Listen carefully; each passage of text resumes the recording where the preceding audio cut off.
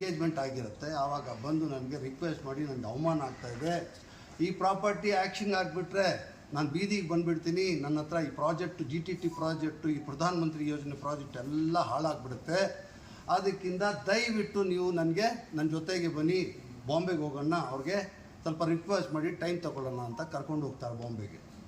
ನಾನು ಬಾಂಬೆಗೆ ಹೋದ್ಮೇಲೆ ಅಲ್ಲಿ ಏನಾಗುತ್ತೆ, ಇವರು 3 ತಿಂಗಳು ಟೈಮ್ ಕೇಳ್ತಾರೆ. SBI ಬ್ಯಾಂಕ್ AGM ಹತ್ರ ಮತ್ತು ಪಟೇಲ್ ಇಂಜಿನಿಯರಿಂಗ್ ಓನರ್ ಹತ್ರ ಇವರು ಕೇಳಿದ್ರೆ ಅವ್ರು ಏನು ಮಾಡ್ತಾರೆ, ಇವ್ರಿಗೆ ಟೈಮ್ ಕೊಡೋದಿಲ್ಲ. ನಾನು ರಿಕ್ವೆಸ್ಟ್ ಮಾಡ್ತೀನಿ, ರಿಕ್ವೆಸ್ಟ್ ಮಾಡಿದ್ರೆ ನನಗೆ ಹೇಳ್ತಾರೆ ಅವರು, ನೀವು ಇವಾಗ 3 ತಿಂಗಳು ಟೈಮ್ ಕೊಟ್ಟರೆ ಏನು ಗ್ಯಾರಂಟಿ ಕೊಡ್ತೀರ ಅಂತ ಹೇಳ್ತಾರೆ.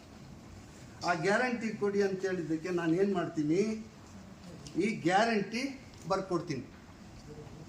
ಈ ಗ್ಯಾರಂಟಿ 45 ಕೋಟಿಗೆ, ನಂದು ಒಂದು ಪ್ರಾಪರ್ಟಿ 45 ಕೋಟಿಗೆ ಅವ್ರಿಗೆ ಗ್ಯಾರಂಟಿಗೆ ಕೊಟ್ಬಿಟ್ಟು 90 ದಿವಸದಲ್ಲಿ ಕಟ್ಟಿಲ್ಲ ಅಂದರೆ ಈ ದುಡ್ಡನ್ನ ಅದರಲ್ಲಿ ಅಡ್ಜಸ್ಟ್ ಮಾಡ್ಕೊಡ್ತೀವಿ ಅಂತ ಬರೆದಿರ್ತಾರೆ. ಅದಕ್ಕೆ ಡಾಕ್ಯುಮೆಂಟ್ ಇದಿದೆ ವಿತ್ DD ನಂಬರ್ಸ್. ಆಮೇಲೆ ಏನಾಗುತ್ತೆ, ಇವರು ಆ ಬ್ಯಾಂಕ್ಗೆ ದುಡ್ಡು ಕಟ್ಟಿರೋದಿಲ್ಲ. 3 ತಿಂಗಳಾದಮೇಲೆ ನಾನು ಹೋಗಿ 3 ತಿಂಗಳಿಗೆ ಒಂದು 10 ದಿವಸ ಇರೋವಾಗ ಹೋಗಿ ಕೇಳಿದ್ರೆ, ಇವರು ನನ್ನ ಹತ್ರ ದುಡ್ಡಿಲ್ಲ, ನಾನು ಯಾವುದೇ ದುಡ್ಡು ಬಂದಿಲ್ಲ, ನಾನು ಭಾಳ ಕಷ್ಟದಲ್ಲಿ ಇದ್ದೀನಿ, ನಾನು ಏನು ಮಾಡಲಿ ಅಂತ ಇವ್ರಿಗೆ ಹೇಳ್ತಾರೆ.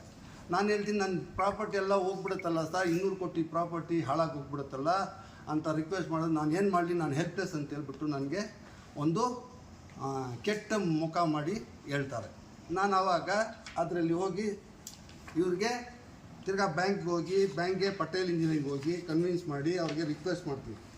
ರಿಕ್ವೆಸ್ಟ್ ಮಾಡಿದ್ಮೇಲೆ 15 ಕೋಟಿ ದುಡ್ಡನ್ನು ಕಟ್ಟಿ, ಅದು DD ಜೆರಾಕ್ಸ್ ಇದೆ, 15 ಕೋಟಿ ಕಟ್ಟಿ ಆ ಪ್ರಾಪರ್ಟಿ ರಿಲೀಸ್ ಮಾಡ್ತೀನಿ. 30 ಕೋಟಿ ಇನ್ನೂವರೆಗೂ ಬಾಕಿ ಇರುತ್ತದೆ. SBI ಬ್ಯಾಂಕ್ಗೆ ಇನ್ನೂ ಅವರು ಕಟ್ಟಿರೋದಿಲ್ಲ. SBI ಬ್ಯಾಂಕು ಫ್ರಾಡ್ ಮಾಡಿರ್ತಾರೆ, ನನಗೂ ಫ್ರಾಡ್ ಮಾಡಿರ್ತಾರೆ. GM Mustafa, GM infinite owner. ಆಮೇಲೆ ಇದೆಲ್ಲ ಆಗತ್ತೆ. ನನ್ನ ಮಗನದ್ದು ಮದುವೆ ಆಗುತ್ತೆ. ಮದುವೆದಲ್ಲಿ ಒಂದು 20 ಕೋಟಿ ರೂಪಾಯಿ ಅಂತದ್ದು ಜ್ಯುವೆಲರಿ, ಡೈಮಂಡ್ ಜ್ಯುವೆಲರಿ ಹಾಕ್ಸ್ಕೊಡ್ತೀನಿ ನಾನು. ಕೊಟ್ಟರೆ ಅದನ್ನು ಇನ್ನೂವರೆಗೂ ವಾಪಸ್ ಬರೋದಿಲ್ಲ. ಅದು ಏನಾದರೂ ಮಾರ್ಬಿಟ್ಟು ತಿಂದ್ಬಿಟ್ಟಿದ್ದಾರೋ ಏನೋ ಗೊತ್ತಿಲ್ಲ.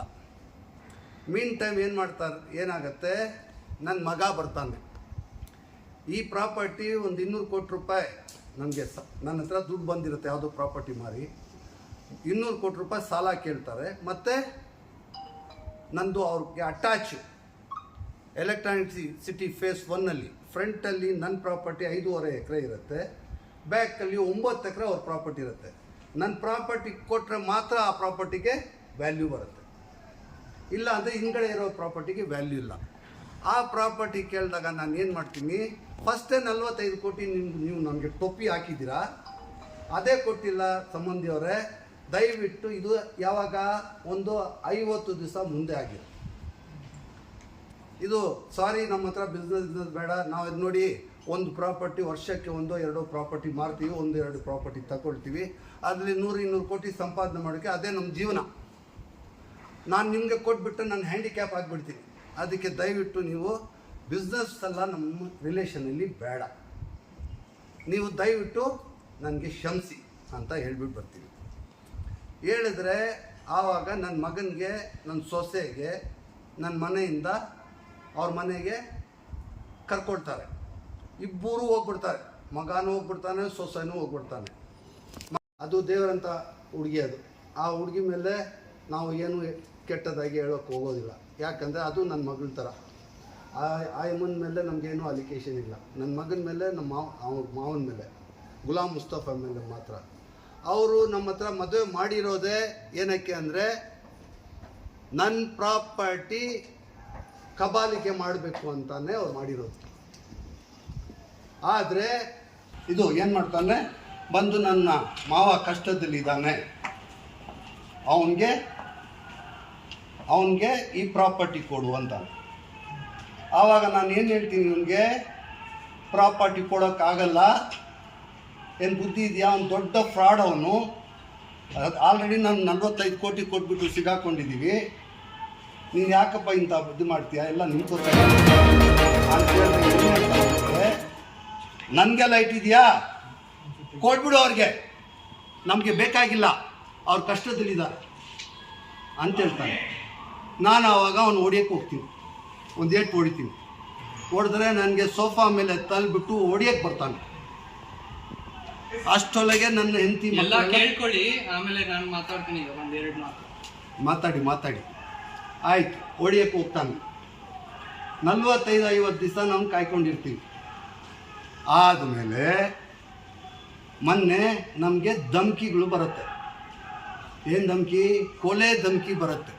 ಗುಲಾಮ್ ಮುಸ್ತಫಾ ಅವರು ಹೇಳ್ತಾರೆ ಮಧ್ಯದಲ್ಲಿ, ನಾನು ಮರ್ಡ್ರ್ ಮಾಡಿಬಿಡ್ತೀನಿ, ಅವ್ರಿಗೆಲ್ಲ ಸುಳ್ಳು ಕೇಸ್ಗಳು ಹಾಕಿ ಜೈಲು ಕಳ್ತೀನಿ, ಈ ಮನೆಗಳು ಆಚೆ ನಾನು ಮನೆ ಕಟ್ಕೊಟ್ಟಿಲ್ಲ ಅಂತ ಅಲ್ಲಿ ಜನ ಹತ್ತ ಸೇರಿಸಿ ನಾನು ಇವ್ರಿಗೆ ಇದು ಮಾಡ್ತೀನಿ, ಕೆಟ್ಟ ಹೆಸರು ತಗೊಳ್ಬಿಡ್ತೀನಿ, ಇವ್ರಿಗೆ ಡ್ಯಾಮೇಜ್ ಮಾಡ್ತೀನಿ ಅಂತ ಅವ್ರು ಹೇಳ್ತಾರೆ. ನಾನು ಇಮಿಡಿಯೇಟಾಗಿ ಹೋಗಿ FIR ಮಾಡ್ತೀನಿ. ಎಲ್ಲಿ? ಇದರಲ್ಲಿ ಹೈಗ್ರೌಂಡ್ ಪೊಲೀಸ್ ಸ್ಟೇಷನ್ಗೆ ಹೋಗಿ FIR ಮಾಡೋಕ್ಕೆ ಹೋಗ್ತೀನಿ. ಅವ್ರು ಏನು ಮಾಡ್ತಾರೆ, ಇಬ್ಬರು ಸಂಬಂಧಿಗಳು, ನೀವು ದೊಡ್ಡ ಮನುಷ್ಯ, ಅವರು ದೊಡ್ಡ ಮನುಷ್ಯ, ನೀವು ಇದೆಲ್ಲ ಮಾಡೋಕ್ಕೆ ಹೋಗ್ಬೇಡಿ, ನಾನು NCR ಮಾಡ್ತೀನಿ, ಎನ್ಕ್ವೈರಿ ಮಾಡ್ತೀನಿ, ಎನ್ಕ್ವೈರಿದಲ್ಲಿ ಏನು ಸತ್ಯಾಂಶ ಇದೆ ಅದು ನೋಡಿಬಿಟ್ಟು ನಾವು ಆಮೇಲೆ FIR ಮಾಡ್ತೀವಿ ಅಂತ ಹೇಳ್ತಾರೆ. ಇಲ್ಲಿವರೆಗೂ ಬಂತು.